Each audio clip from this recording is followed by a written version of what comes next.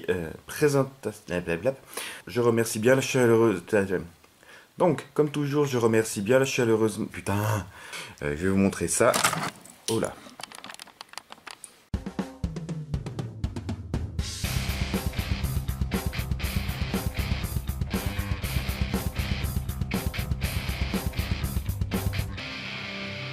Salut tout le monde et bienvenue dans cette nouvelle présentation d'accessoires. Aujourd'hui, présentation d'une nouvelle petite loupiote de chez Olight.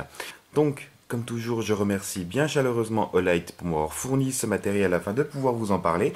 Et j'ai, avant de commencer la vidéo, deux informations à vous donner. Donc, Olight, si vous ne savez pas, je suis affilié avec Olight, c'est-à-dire que vous avez les liens des produits et les liens du magasin dans la description de la vidéo et ces liens sont affiliés, c'est-à-dire que si vous faites une commande sur le site Olight en passant depuis mes liens, je toucherai une petite commission. Ça ne m'empêche pas d'être absolument intègre et de vous parler aussi bien des défauts que des avantages de leurs produits. Mais voilà, en ces temps un peu difficiles de YouTube via l'argent, c'est toujours ça de gagner. Donc un grand merci à Olight là-dessus. Deuxième petite information, Olight m'ont envoyé en plus de cette nouvelle petite lampe, deux autres lampes qui rentrent là beaucoup plus dans une utilisation EDC. Donc je veux en parler quand même, mais je n'en parlerai pas dans cette vidéo pour ne pas la surcharger. Donc je vais parler de ces deux petites loupiottes dans une petite vidéo séparée qui sera non répertoriée, mais linkée à celle-là via le petit i au coin de votre écran ici ou en lien dans la description. Et donc on attaque la vidéo de cette lampe. Donc, intéressons-nous à cette nouvelle petite lampe.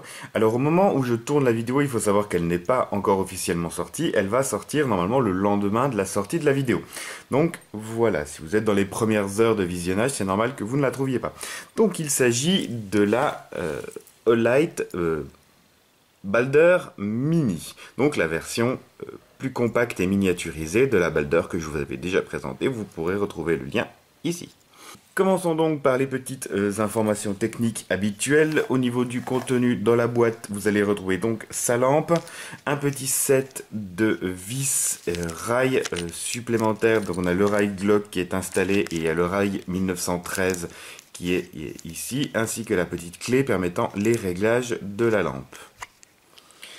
On trouvera aussi donc un câble USB avec le système aimanté pour pouvoir la recharger parce qu'elle est à batterie rechargeable, il n'y a pas de pile dedans.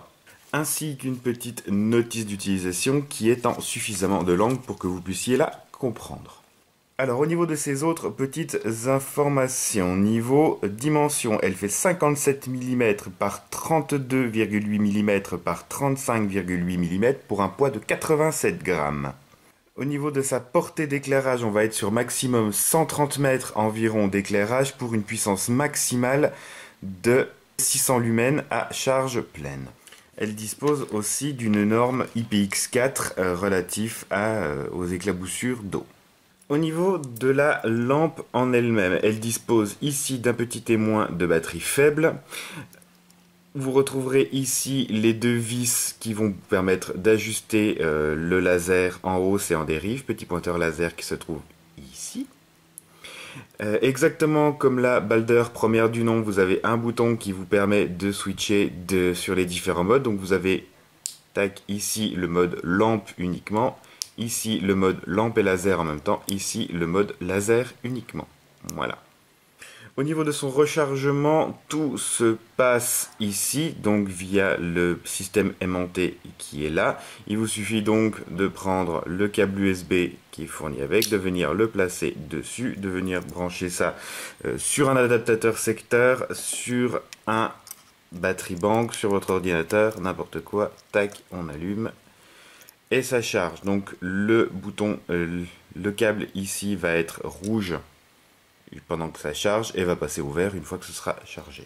Premier défaut que j'ai pu trouver à cette lampe, je me suis dit ça va être cool, je vais pouvoir utiliser le switch déporté de la Valkyrie que j'ai. Et non. Tout simplement, voici le câble de chargement de la Valkyrie. Hein. Et la polarité des aimants n'est pas la même. Vous voyez que le port repousse le truc, et c'est pareil pour le Switch. Ça, c'est vraiment quelque chose que je trouve dommage, c'est de ne pas rendre les accessoires compatibles de lampe en lampe. Il y aurait encore quelques années d'écart entre la PL Pro Valkyrie et puis celle-là, je dis pas. Là, il y a 1 an d'écart, même pas entre les deux. Je trouve ça vraiment dommage. Le Switch, c'est quand même un accessoire qui est pas donné non plus. Et s'ils viennent à en sortir un pour celle-là, c'est dommage de devoir en racheter un deuxième alors qu'on en a déjà un, quoi.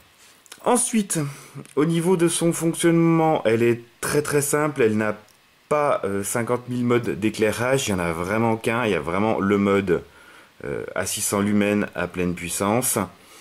Et tout se gère, hop, tout se gère via les 2 boutons qui sont là. Les deux font exactement pareil, ce qui rend la lampe complètement ambidextre. Au niveau de l'installation, tout se gère comme d'habitude avec le système de pince de chez Olight. Donc tac, on ouvre pour libérer les mâchoires du rail. Et gros avantage par contre qu'elle a ici, c'est que toute cette plateforme-là est mobile, ce qui permet vraiment de l'ajuster parfaitement sur votre arme, sur la réplique. J'ai ici mon petit FNX. Il me suffit de bien reculer ça en arrière, de venir la présenter au plus près, tac, sur le rail, de tac, rapprocher ma lampe correctement, de refermer, et là, elle est ajustée parfaitement. Il n'y a pas à se dire, ouais, ça irait mieux à peine en avant, mais ça va pas, ça irait mieux à peine en arrière, mais ça va pas. Là, vous pouvez vraiment l'ajuster au millimètre près, et c'est parfait. Tout va du coup se gérer très simplement avec les boutons qui sont là. Il suffit de les abaisser très légèrement. Ils sont très silencieux. Voilà. Donc tout se gère d'un côté ou de l'autre avec les 2 petits boutons qui sont là. Comme toujours, si vous maintenez la pression, ça va hop s'éteindre dès que vous lâchez. Par contre, un petit clic rapide et ça reste allumé. En fait, là, vous voyez, je le fais naturellement, mais pour la position thumb on thumb de prise en main, sur la réplique, là, c'est vraiment top. En fait, ça tombe tout pile dessus et c'est vraiment super confortable, super agréable. Et vraiment low profile. Je vais vous montrer sur une autre réplique. Ici, donc, avec le MK23 Marui et son petit rail en impression 3D Element. Par contre, le rail Marui, le MK23, ne reculez pas trop la lampe au niveau du pontet, parce que le pontet est plus large et va venir gêner l'utilisation des boutons. Là, on est bon. Voilà. Là, pareil, avec le MK23, qui a toujours un peu des problèmes pour atteindre la lampe, on l'atteint super facilement avec cette prise en main. Pour terminer, un autre rail encore un petit peu différent, cette fois-ci un MEU KJW. Donc pareil, on vient présenter ici au niveau du rail, on la recule au max pour arriver presque au niveau du pontet. On ferme et là, pareil, on est tout pile dessus, on est vraiment impeccable. Après, libre à vous de la régler un peu plus près, un peu plus loin, comme ça vous arrange. Là, je sais qu'au niveau, quasiment au niveau du pontet, c'est vraiment la position impeccable pour être tout pile dessus. Dès que vous la prenez en main, vous avez vraiment, même en trigger discipline de ce côté-là, ou en summon sum de ce côté-là, vous avez vraiment les boutons qui tombent impeccablement bien dessus. Donc voilà, vraiment là, impeccable. Ça donne un look en plus là au MEU vraiment sympathique. Pour terminer, au niveau de l'autonomie de la lampe, au niveau surtout donc de l'éclairage blanc, on va être sur à peu près une demi-heure si le laser est activé en plus, et sur à peu près 40 minutes sans le laser. Sachant qu'elle ne va pas s'arrêter d'une minute à l'autre, elle va simplement baisser en puissance, passant de 600 lumens à environ 60 lumens quand elle sera quasiment à court de batterie. Pour terminer, au niveau du tarif de cette lampe, au moment du tournage de la vidéo, je ne l'ai pas encore et il vous sera indiqué dans les liens qui seront en description de la vidéo. Pour terminer sur un avis global sur cette lampe, à part le problème de compatibilité, que ce soit du chargeur ou par exemple du déporter. Comme toujours, on reste sur un matos qui est prévu à la base pour être installé sur des vraies armes, donc un matos qui est pro, qui est vraiment d'une très très bonne qualité de fabrication.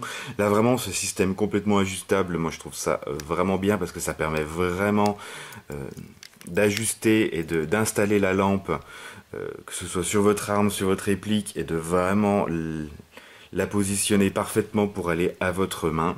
Et là, c'est vraiment cool. La qualité d'éclairage, comme toujours, est top. Voilà, comme toujours, du très très bon matériel, ça change pas. J'en ai maintenant terminé avec cette petite vidéo. Je vous rappelle tout au sujet des liens affiliés et des 2 petites loupiottes supplémentaires que vous pouvez retrouver soit dans le petit i, soit dans la description de la vidéo. Sur ce, je remercie encore une fois Olight pour me faire confiance et me confier du matériel afin que je puisse vous en parler. Sur ce, si vous avez des questions, n'hésitez pas à le faire dans l'espace commentaire de la vidéo. Si vous avez quoi que ce soit à dire, n'hésitez pas à le faire dans l'espace commentaire de la vidéo. N'hésitez pas à liker, à partager et à vous abonner à la chaîne si ce n'est pas déjà fait. Sur ce, je vous dis merci d'avoir regardé. Salut, salut, Airsoft est bien et à la prochaine!